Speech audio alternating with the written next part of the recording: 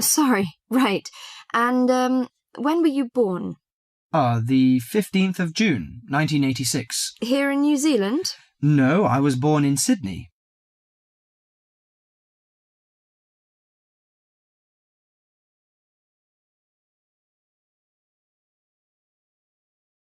Before you hear the rest of the conversation, you have some time to look at questions 5 to 10.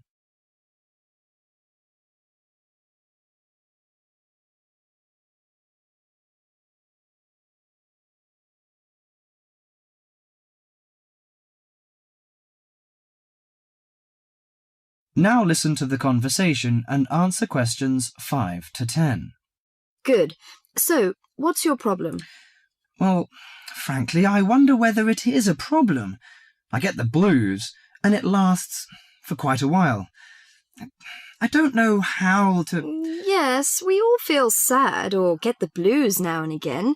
Generally, our sadness lessens in time, and with the support of friends. However, if the depression leads to difficulty in thinking and greatly disrupts your daily routine, it can be evidence of a psychiatric problem. What do you feel exactly? I always feel sad and worthless. I find it hard to fall asleep and wake up early in the morning. How long has it lasted? Nearly half a month. Do you feel fatigue or loss of energy? Or you may have lost interest or pleasure in usual activities? Yes, sometimes. At first I thought I could overcome it by myself, but I failed, and I'm so glad that you came here. It seems that you are suffering mild depression from your symptoms.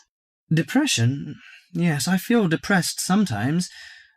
But why would I... Depression may occur as a result of biochemical changes in the body. Alcohol, amphetamines, cocaine, and LSD can bring on depression. Those who have a family history of depression usually have a greater risk of depression. Sometimes the worrying changes in life can lead to depression. I see. I had a really bad breakup of a love relationship. It makes me feel hopeless. Do you think I need some treatment? Yes. Antidepressant medications are often used to treat depression, if it is serious. But I don't suggest them at first because of the side effects. I suggest psychotherapy, which can give you support and help you regain control. So do I need to come here every day? No, I will arrange counselling sessions for you, which will last 12 to 20 weeks. You come here once or twice each week. The psychotherapy is directed at helping you gain insight and understanding about events in your life, which may have contributed to your depression. With growing insight, you can often learn more effective ways of coping with your feelings and changing your behaviour. What can I do to take care of myself? Well, at first you should do some physical exercises on a regular basis, at least 3 times a week. How is your food? Do you eat well? Yes, I think so. I eat at my homestay family. Good. Find a hobby or a positive recreational activity to participate in once or twice a week. I know it's difficult for you, though. When you feel it's hard to overcome the depression, come to the counselling session. Remember, ask for help if the load is too heavy to handle. Yes, I'll try. So, when will my counselling session begin? I'm going to arrange that for you. That is the end of part 1. You now have half a minute to check your answers.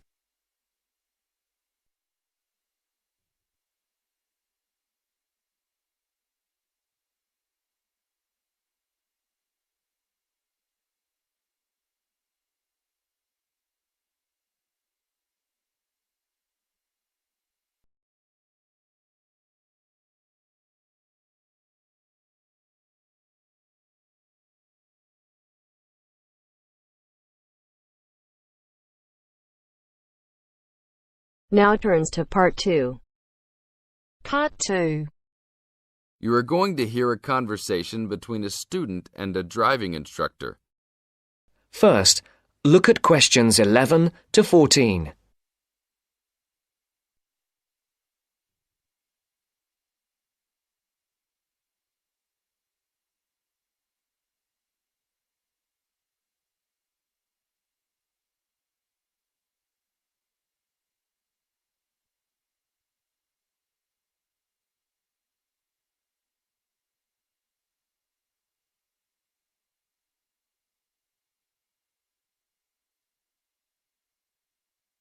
Listen carefully. Hello, I'm going to be your driving instructor today. Are you ready to begin? Hi, hope you don't mind. It's my first time driving a car. Of course not. That's my job. I teach people like you how to become a safe and responsible driver. So let's begin. Remember, the most important rule of driving: safety first. There are some steps to follow. First, you should put on your seatbelt. You should always remember to do that. In case of an accident or emergency, having a seatbelt on is of utmost importance. Okay, I have my seatbelt on. Now what should I do? Start the car. Good. Now make sure that the steering wheel is in the proper position and that your seat is not too far or not too close to the pedals. I'm all ready to go. Should I shift into first gear? Don't forget to put the parking brake down. You don't want to drive with that up. Oh yeah, I almost forgot. If I have the parking brake on, I won't be able to accelerate. Yes, that's right. Now put the car in reverse and slowly back out of the parking space. Good. Put the car in first gear. When should I shift? Is it better to shift slowly or quickly? You can shift whenever you feel is appropriate. This means shifting should occur smoothly. Do not shift too slowly or you will stall. Shifting too fast will waste gas. Shifting is simple. Just remember to shift smoothly. To shift, you will have to push the clutch and then push the gas pedal. Before the broadcast continues, look at questions 15 to 20.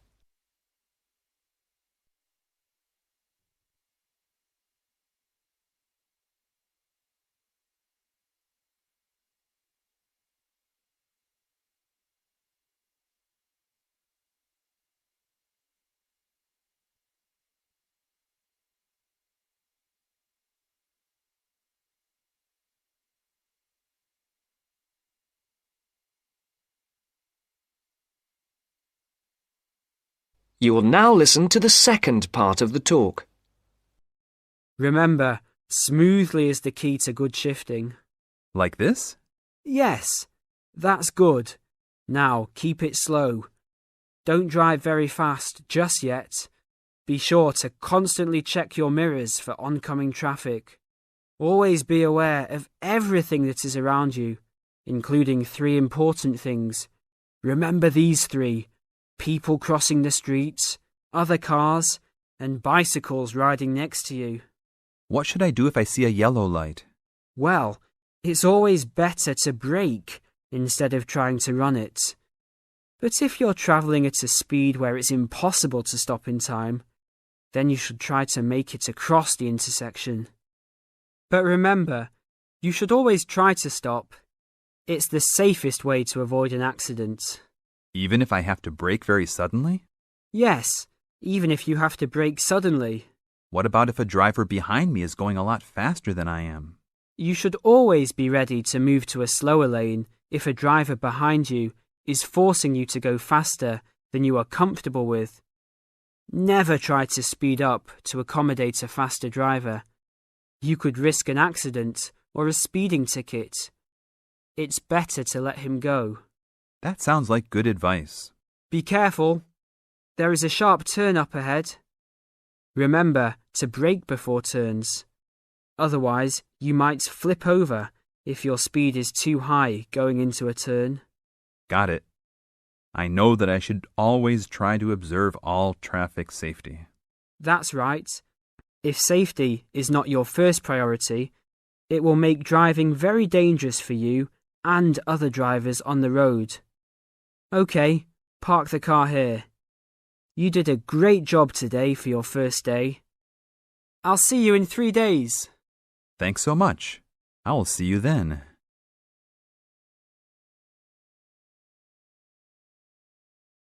That is the end of part 2. You now have half a minute to check your answers.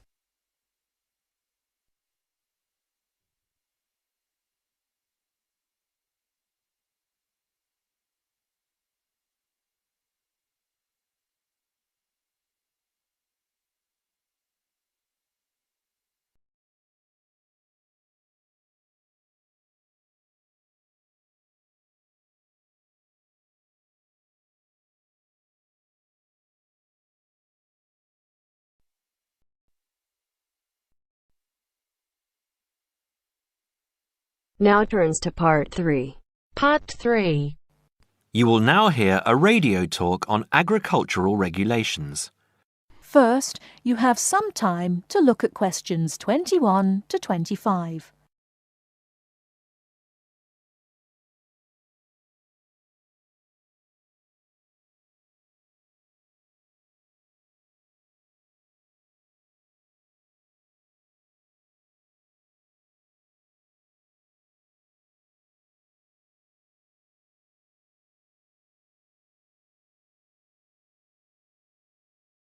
Now listen carefully and answer questions 21 to 25.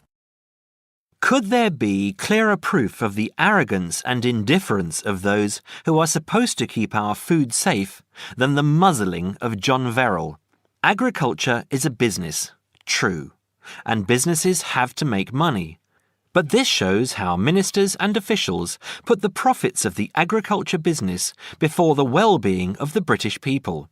Mr. Verrill, a pharmaceutical chemist, was appointed to represent consumers on one of the many committees that advise the government on food safety.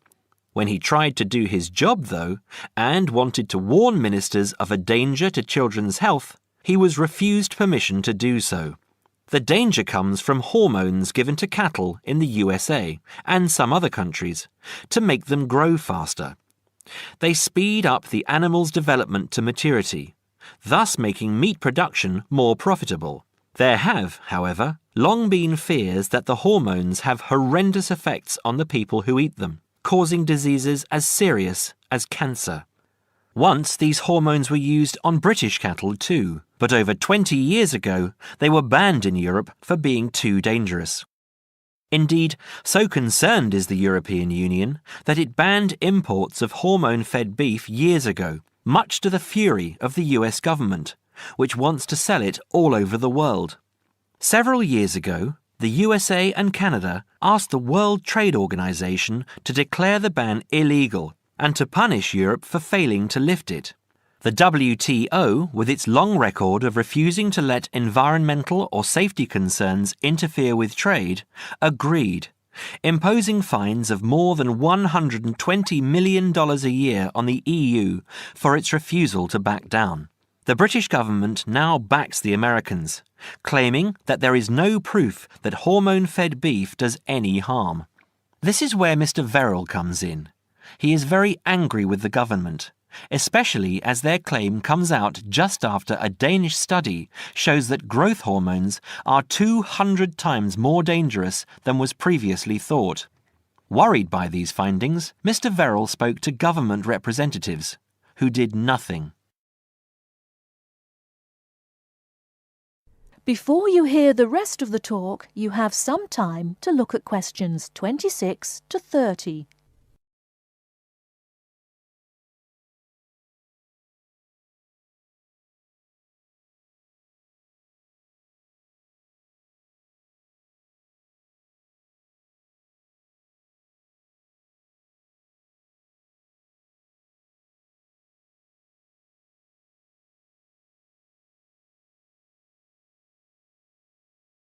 Now listen and answer questions 26 to 30. Not only that, but they have not been testing beef which is imported, which, by law, they are required to do. This directly affects the British public, as about 40% of the beef British people eat comes from abroad, supposedly from countries like Brazil, which does not allow the use of growth hormones. Brazilian beef is stocked by some British supermarkets and widely used in catering. Yet, when a Brazilian farm was recently visited by EU inspectors, a large stockpile of this banned substance was found. This is not the first food scandal we have had in our country. Take the present concern over a well-known chocolate company. Several months ago, the company found out that its sweets were contaminated with a rare form of salmonella, but they did nothing about it, leaving their sweets in the shops to be bought by the unsuspecting public. It was not until 5 months later, when several children had suffered food poisoning, that the chocolate bars were removed from the shelves. It makes you wonder how many other dangerous foods have been allowed onto our plates. That is the end of part 3.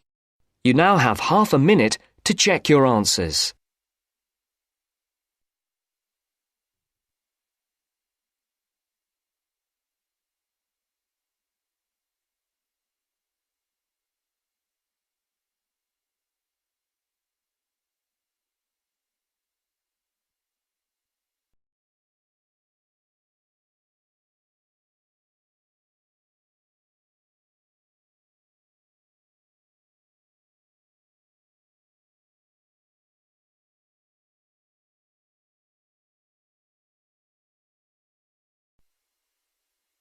Now turns to part 4.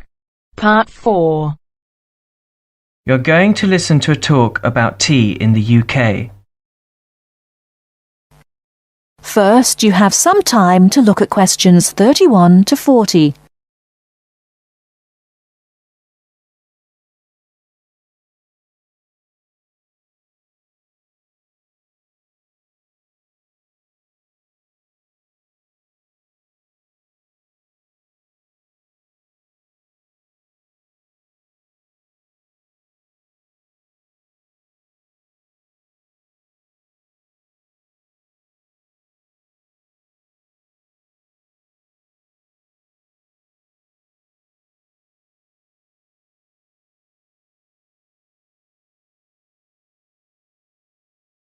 Now listen carefully and answer questions 31 to 40.